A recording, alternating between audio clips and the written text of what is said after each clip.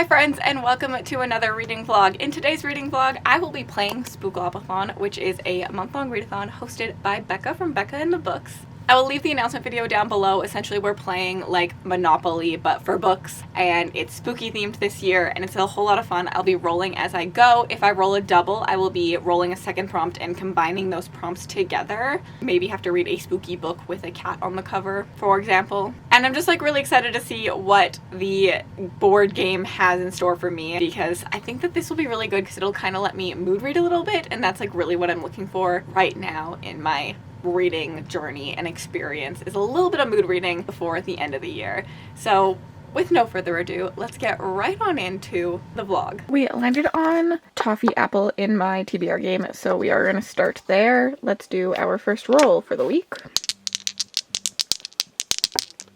3. 1, 2, 3. Pumpkin spice. Okay, for this, Becca says, pumpkin spice, a spicy book. A book that you're excited about, might be an anticipated release or contain a favorite trope, or you know, a spicy book. I'm gonna have to think on this one because there's so much. Like, this is such a broad prompt still. I think I'm leaning towards, so I kind of want to go spooky. So my favorite things in spooky books are like haunted houses or slashers or things like that. So I think I'm going to find a book that fits that vibe for it because I'm always excited to read those two tropes.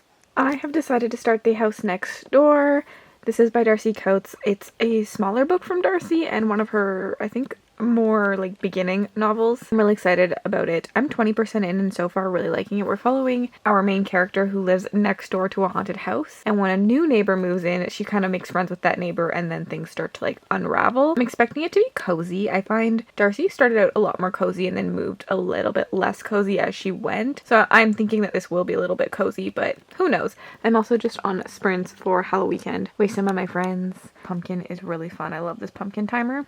And I have a fire on the back. And of course, Mickey Snuggles. I'm 60% into The House Next Door. I'm really liking it so far. I like that it's not the owner's haunted house. Like, I really like this little small twist that we're watching someone else's house and we're dealing with someone else's house and not someone who lives there. It's just something I personally haven't seen done before. And I think it just like adds just like that little element to the story. I'm liking our ghost so far, their motives and resentments they have and things like that. I'm liking how we see the ghost come up. It's adding to like the atmosphere.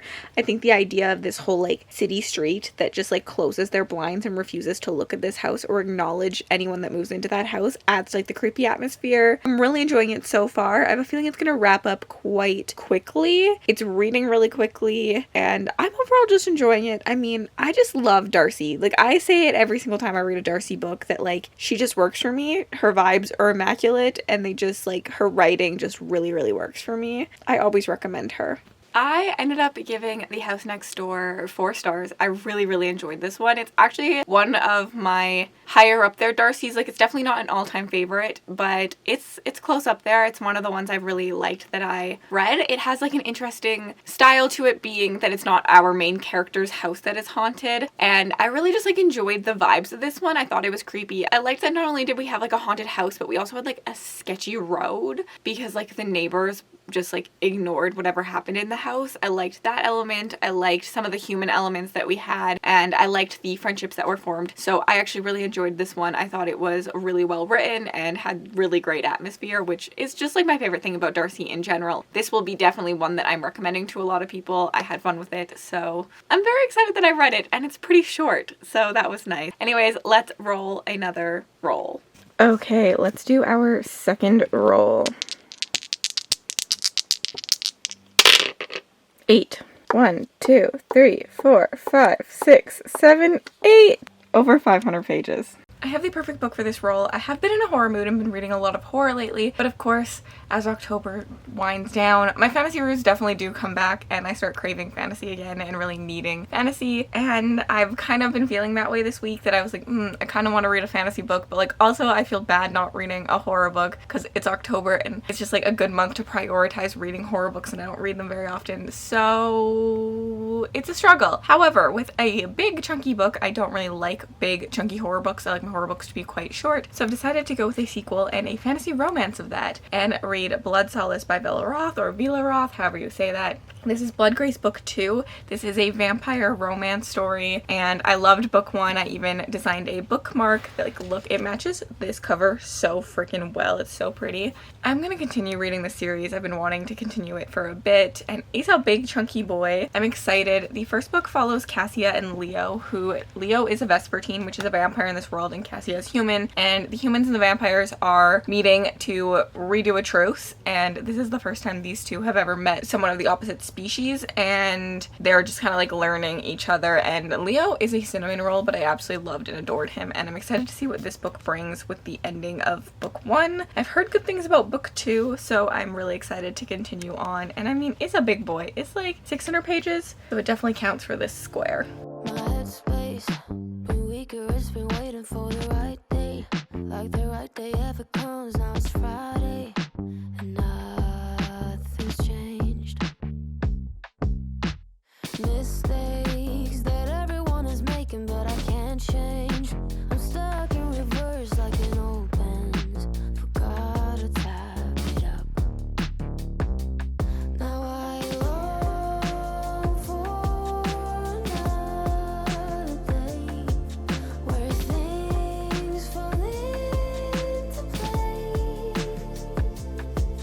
So if you're Okay, so I am 143 pages into Blood Solace. It is the sequel, so of course I am still enjoying it because I loved the first one so much and I loved our characters, and I really like the world building in this story. It is truly a epic fantasy meets fantasy romance, and it has a really good blend of both in my opinion. But I will say the first 100 pages or so, you are in Leo's POV. And although I love Leo, like, I was tabbing like crazy for Leo, I was kind of annoyed at his pining. Like, he was pining so much. And like, there's so many cute moments in his chapters because like he's pining so much and he's brooding and he's just like starving for her blood. And it, like, it's so cute, but it's also kind of annoying. And so I was kind of worried that the whole book would be like that. But we switched over to Cassia's POV, and there's so much politics and stuff happening in Cassia's POV that I just like love and eat up Cassia's POV because of all like the politics and like her as a character and like the discussions we have just on like women power and like women rights and the way men think of women and stuff, especially in such a historic time period. And I just love the Vespertines in this. Like, the world building around the vampires is something so cool, creative, unique. The way that they're not bad, like every piece of lore that I find out is just like chef's kiss in my opinion. So yeah, that's my first initial thoughts. I'm really excited to keep going. I'm making progress in this chunky book. A little morning snow today. Honestly, the snow's kind of late for where I live, so we got a pretty good week without snow, but I don't know the last time we had like Halloween without snow, so yeah. I'm almost done this, so I probably should have updated you guys a little bit earlier. I feel like I finally understand how people feel about Wheel of Time because of this. Because this series, this is my Wheel of Time. And yes, this is only the first 3 books. I don't even own the rest yet. I need to get my hands on them. I just think it's a series where I understand why people don't like it. I understand that it's long. This is 700 pages for no reason. We spend so much time with our characters. It's very like about the character moments, and it's like very slow world building. There's a lot of meandering, a lot of things that aren't necessarily like moving the plot forward, which is how I felt about Wheel of Time and felt it was so freaking boring. But in this one, I'm obsessed. Like, I'm literally just obsessed with the whole vibes. I could watch these characters have a bath again and again and again and again. And so like with Wheel of Time being such a long series, fans just tend to like fall in love with the characters and they feel like they're really with them and a part of them, and that's already how I feel about this series, having just read these 2, and I'm just like eating it up. This one I definitely love the like politics that we've gotten. The first 100 pages or so was a little bit rough for me just because there was a lot of pining and I was getting annoyed with it, but once we switched out of that like first POV section, We got a lot of like political movements, and we're seeing the plot happen quite a lot throughout this, just by like the little things that each character is doing, which I really enjoyed. They're now together and it's fantasy romance glory, and I'm having a really good time. I decided to annotate this one and I'm loving it. I'm trying really hard to like be my inner Hannah from Hannah's Recent Reads, because Hannah has the cutest annotations ever. I love watching Hannah annotate because I'm just like, how do you do this? And I'm just like overthinking everything, and I'm like, what do I put? What do I doodle? What do I highlight? What do I underline? But I'm trying very hard to like just embrace it. I'm kind of embracing the messy too. Something with annotating that doesn't really work for me is being so clean. I like that aesthetic a lot, but it takes away from my reading a little too much, because I hate having to stop and like get the ruler and like do the straight line, and then when I mess it up I like get really angry at myself because I messed it up and now it doesn't look straight. So I'm just like underlining freehand, and if it's a little wonky, that's okay, and I'm just kind of embracing that because it helps me read faster and enjoy my time with the book. Like, this one is really messy. I don't have a lot of like thoughts on it because I feel like it's like this book again. And if you liked the vibe of this one has fun with like even more plot, in my opinion. I mean, the plot is still slow. It is a character-driven book 100%. And Leo is just a cinnamon roll. I just love Leo. Like, every thought he has, I'm like, Leo, you're such an angel. You're so sweet. And I really, really have loved seeing inside the Vesperines city, seeing more about them in this story. We get a lot more lore, and the vampire lore in this is just so cool in my opinion because it's such a unique take on vampires. I'm obsessed, obsessed, obsessed, obsessed. I'm gonna finish it. I have a package, so I figured I would open it. I know what this is, so it's really not that exciting for me, but it is for you guys. Oh, it's not the one I thought it was, but it's still one that I ordered and knew I ordered. But it's the Eric LaRocca. Things have gotten worse since we last spoke. Lexi told me to try this one out of all of his books. This would be probably my best bet to try, so that's why I got it. I thought it was going to be Black Sheep.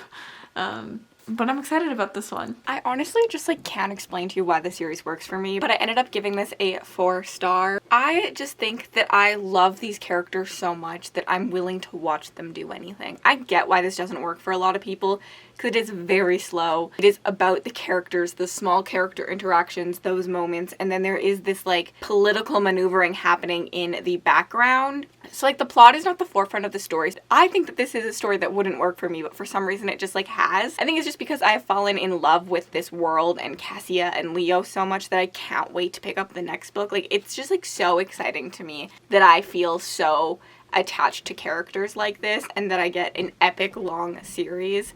Reminds me of probably how people feel about like Wheel of Time or Stormlight Archive, but this just really, really worked for me, so I'm giving it 4 stars, and we can go roll our next roll. Okay, let's do our third roll. We landed last time on Big Book, so what do I want? Not lowest rated. I do not want that. Maybe like small book, that'd be good. 9. 1, 2, 3, 4, 5, 6, 7, 8, 9. An orange book. Okay. I think I'm gonna do Camp Damascus. It is mostly red, but up here it definitely goes a little more orange, and orange cover is just like, that's hard. Not a lot of my books have orange covers, specifically like spooky season books. Okay, so this lighting is bad. I am about 50 pages into Camp Damascus. So far, it's been a bit of a slow story for me, but I am really intrigued about what's happening. We're not at the like conversion camp yet, so there isn't like that horrific element yet, but we are seeing our main character really struggle with her own identity so far. And I mean, there is some horror in terms of like the religious aspect. I do think we're getting a really good discussion on a conversation about religion, and not that all religion is bad. Like, I'm not saying that, no one is saying that, but we can all agree that religion and people in the name of religion have done bad things, and this is what that is expressing quite a bit with like a gay kid in a very, very Christian family that doesn't believe that you can be gay.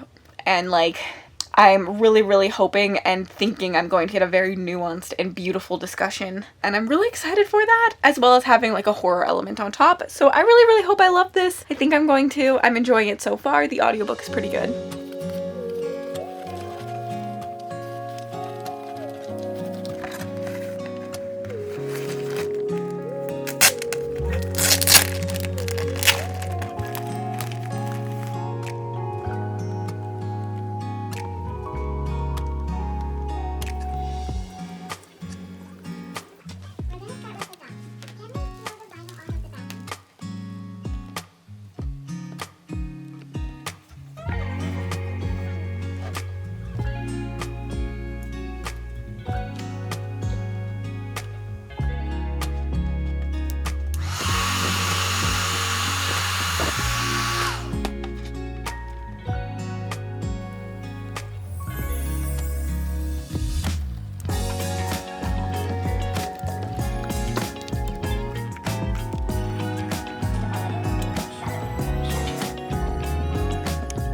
60% into Camp Damascus, and I was getting kind of bored. I'm not gonna lie. The first half of this book is so slow, and I think for me it's just like not what I expected going in. The back of the book does not say this, but for some reason I just assumed we'd be at the conversion camp. I thought it was going to be a little bit more action-packed and atmospheric in terms of like those horrors and what that was. But that's not what this book is. This book is more, we're following our main character as she figures out about the conversion camp. And the conversion camp is something that's just like well known in this area. Like it's quite normal for people to be sent there, which is just like so sad in my opinion. So this book is just like about her figuring out what's actually going on there, because there's more than meets the eye there, and it's very much within our main character's head. Like it's very, very, very much like stream of consciousness for me, which can and can't work for me. And I think like going into this thinking it was going to be a little bit more action-packed in a like setting that is more like a camp, quote unquote, because it's not like a good camp, but you know, like going to class and like learning that being gay is wrong and things like that. That's what I was expecting from this, and then having them fight out of that. So I think this just was like not what I expected, and that was like not working for me. However, I hit probably 50% because I'm 60% in now, and something interesting did pique my interest, so I am a little bit more interested now, but I don't see this book getting more than a 3-star from me. I definitely am enjoying it, but not loving it, if that makes sense, because I just kind of find it a little boring. But I also think that if you were in a situation like this, if you have had more of a background in the negatives of religion, because I do believe that religion has done some really, really great things, and I also believe that religion has done some really, really bad things, and I just personally believe that extreme values of anything are not good. And so I feel like if you've been in a situation like this and like struggled with how religion can be harmful, if you struggled with your own identity within a religious family or something like that, I think that this would be so relatable, and I think that you would really connect to this story, and I'm just missing that little bit of connection. I don't know if that makes sense. This is a really hard story to talk about because I think it's doing some wonderful, wonderful themes and discussion going on throughout it. I'll update you when I'm done. Oh, actually, I'm not going to leave yet. Because also yesterday you saw me decorate my Switch, which took me about 2 hours. I feel like the little montage makes it seem like it was so easy, and like it was easy but hard all at once, but I love it now. It's so cute. I love the green. It's not perfect. I definitely got a little impatient at the end, and there are like a little bit of bumps and stuff, but nothing that like super bothers me. And I think like when I get a skin again, because like in 3 months I'll be tired of the green and get a new skin, I'll be better at it then. I'm also just like in love with little spooky Joy-Con sticks. So I'm not sponsored at all by Sticky Tech, but like they have Kindle skins too. I'm gonna get one. I just love making things cute. Like making things cute makes me happy. So that's what I did. I also caved and I bought Tears of the Kingdom because I'm almost done Cult of the Lamb and I wanted a new game to play. And I was really struggling with what to get because Cult of the Lamb worked for me because it had like a mix of like this farm sim, taking care of your followers, feeding them, make sure they don't go hungry, giving them work to do, doing tasks for them, but also had like this battle trying to beat the bosses, and like I like that element of that too. Like I liked the balance between the two and that I could do both, and I find like games like Animal Crossing or like Dreamlight Valley are too much like simulation for me, just doing small tasks, and then I don't want to just like a game that's like all war and battle. So I'm really struggling. I haven't played a Zelda game in a really long time, but I believe I remember liking Zelda when I did play it, and obviously Tears of the Kingdom is what everyone is saying is like the best game yet. So I got it and I'm really excited to play it and try it. So that is probably going to take over my life for a bit. After I finish Cult of the Lamb though, because I want to beat the final boss first. I'm currently setting up for a Bookstagram photo, so don't mind me, I'm sitting on my kitchen floor. But here's the thing, this is why I do think that this book is incredible, even though I'm bored and I read for like entertainment value. Like this line is so incredible and like so needed and needs to be told and yelled out loud more and more and more, because I don't understand people's thought process. Like this is just like such an incredible line. Nobody who's graduated the Camp Damascus program is ex-gay. They're just even more tormented than before. They've been frightened and threatened into submission, a tactic that's been used against queer people for centuries. Like, yes, literally yes. And like I don't understand how people don't understand that. And it's so freaking sad to me. But like that's why That's why I think that this book is so good, at the same time as me being really bored in it. It's about why I read, and the fact that I read for enjoyment is why this will get a lower rating from me. However, like, the message is just so freaking good in it. The worst part about taking Bookstagram photos is I then have to clean up all of this mess and bring it back downstairs because we're currently in my kitchen. But I pulled out a bunch of dragon books because I took pictures of my November Patreon bookmark, which is so freaking cute. Look at it. It's dragon inspired. It's so cute. Sadly, in the end, Camp Damascus just didn't really work for me. I think that it is a beautifully written book and that if you connect to it on a deeper level, you will love it because there are such beautiful messages written within this story. But for my enjoyment level, I was just a little bit bored. I liked the latter half a lot better, but I wish we had gotten some of that a little earlier on. The pacing just felt a little bit off to me. But again, I think it's like a beautifully written book. I think it's just not necessarily a book for me. It's not a book that I relate to because I didn't experience something like this, but I'm happy that I read it and I could listen to someone else's experience within something like this, and I think it does make me understand others a little bit more when it comes to this type of situation, and I really appreciate that about it. But it's just like overall for my like style of reading where I'm reading for enjoyment level, I wish that this had been a little bit more fast paced and I wish we'd gotten to that ending a little bit quicker.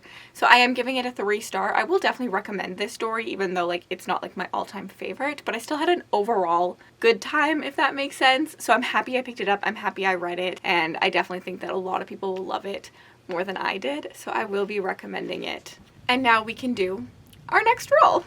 Last thing we landed on was orange, so let's roll and see what we get for this roll. 5. 1, 2, 3, 4, 5. Spoopy. Honestly, this roll works perfectly for me because spoopy is something that is spooky but not scary. So like adjacent to spooky. Like things like Halloween Town or something like cute and cozy that's like spooky but not spooky. And Mel and me are doing a read along kind of, it's like a buddy read and then we just keep continuing it on. Like it was only supposed to be the first book, but we are continuing on and reading the second book with our patrons, and I think this works perfectly. It is Betrayed, which is the second book in the House of Night series, which starts with Marked. This is like obviously spooky because vampires, but the way it's portrayed is like not spooky at all and gives me like those cute cozy feels. And I mean, it's a vampire boarding school and just like teenage drama and stuff, so it gives me like those like Halloween Town vibes and things like that. So I'm really excited because this works perfectly for me, and I probably won't update you my thoughts a lot. This is a reread for me. I have read the first like 5 books in the series when I was a kid, but we just thought it was a fun experience because the authors will be at a Polycon, so I wanted to like reread and annotate this one to get it signed, so we just decided to continue on because we actually had a really fun time with the first one. And if you don't know, the House of Night follows our main character who is marked as a vampire, a fledgling, and then she has to go to the House of Night and her life like changes because now she is a vampire and she's a bit of a chosen one vampire, and you just see like the drama of a boarding school for vampires unfold.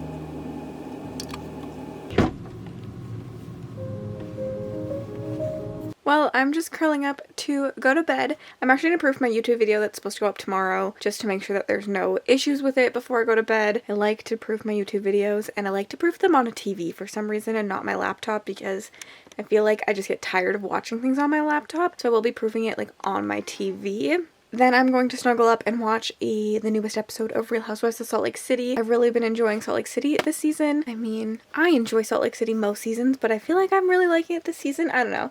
My favorite Real Housewives always fluctuates. I think Potomac is my actual, like, favorite. The drama on Potomac is always just, like, top tier. But, yeah, but I'm watching Salt Lake City currently.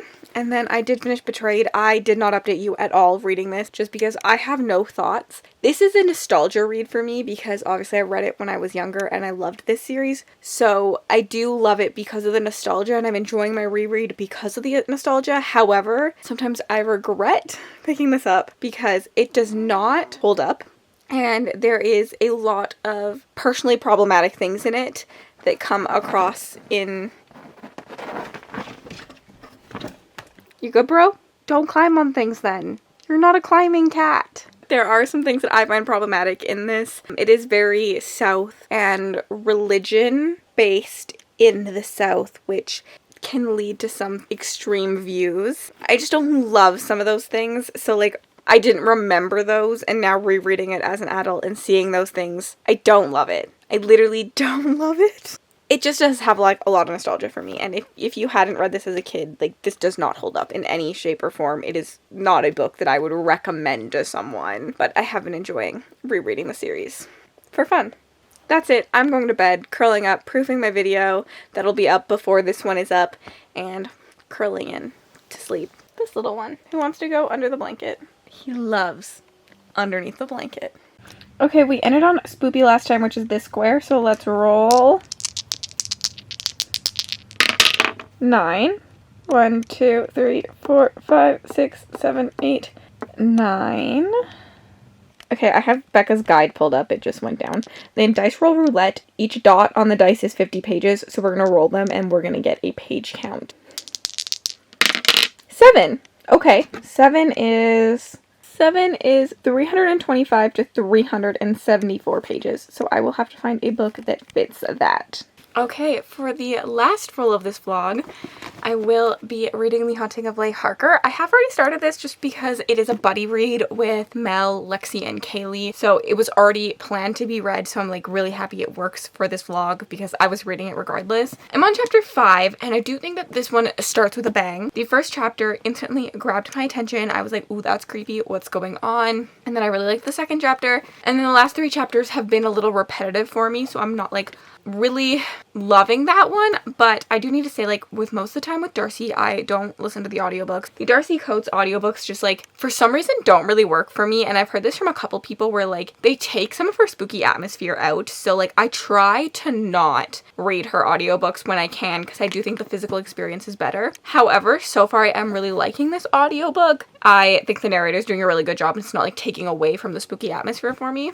And I don't really know what this is about because it's Darcy Coates, so that's why I'm picking it up, and I just want to read Darcy's entire backlist. I mean, I know it's a haunted house story. We're following Leigh Harker, whose house is haunted, and she's lived in this house for a long time, so I am liking the twist of, like, it not being, like, a new possession, where, like, lots of people have been, like, scared away so far. Like, I like the idea that, like, she's lived here for a while, so, like, why is the ghost haunting her now? But other than that, I know nothing. I will update you in a bit when I do know more about what this is about, but I am going into it quite blind. I'm just settling in for the night to do my makeup because I have a Halloween party tonight that I'm going to. My uncle, I know it's weird, I'm going to my uncle's Halloween party, but my uncle throws a giant Halloween party every single year, and it's a lot of fun. His friends are really fun. Our whole family goes. It's actually the first year that I've been able to go because I seem to always have a wedding the weekend that it is on, so I'm really excited. But 2 days ago, I decided I wanted to be Taylor Swift. I've been working on making my Taylor Swift costume. I decided to go as the Reputation Eras Tour concert costume, which was a lot of DIYing. I literally made it out of a tablecloth, and I think it looks pretty freaking good considering it's made out of, like, a tablecloth. So I will show you pictures when it's all done, but I'm just settling in to do my makeup, and Taylor's makeup is very pink, and I don't really wear pink makeup, so I'm a little nervous, but I'll show you guys in a bit. My eyeshadow is done. Now do the rest of my face. The hair and makeup is done. I've given myself a little bit of fake bang because Taylor has bangs, and I hate wearing a red lip because it's just, like, so big and bold, but I know it looks good on me, but, like, it's just so big and bold. I know I'm in the wrong outfit, but I'll be your host this evening. My name's Taylor. I am on chapter 15, which is about page 200, so I'm about 60% into this book.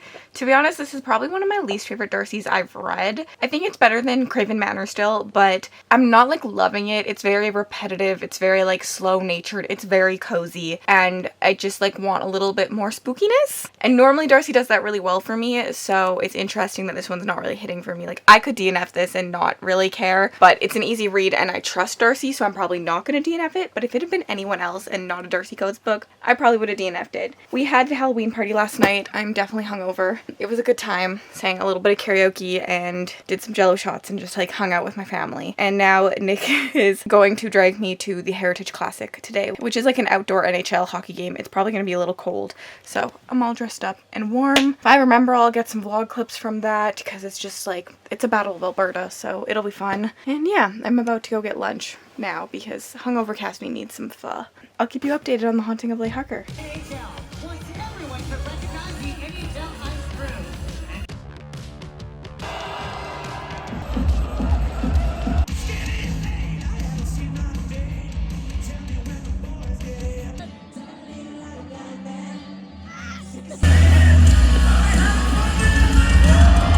We want to thank the league for asking us to come here for the Battle of Alberta. We grew up in Alberta, so we know firsthand how important the rivalry is between these two cities. This is what we all talk about all year long, is the Battle of Alberta. We are so thankful that we get to be here and play for you guys. We're going to do one more, and then we're going to get back to the third period. Here we go. A little song called Rock Style. Let's give this a go.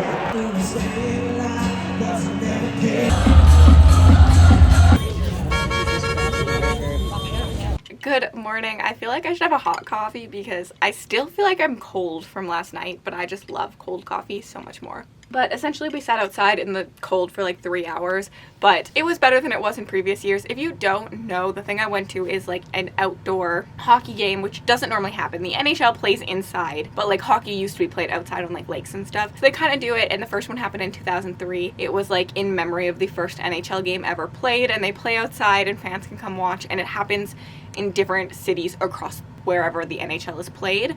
So the first one actually happened in Edmonton in 2003, and it was minus 30, and people sat outside at the stadium and watched them play hockey, and I like, props to them, because like it was only like minus 5 and I was so cold. I'm so glad we like brought blankets in and stuff with us because I was like really cold.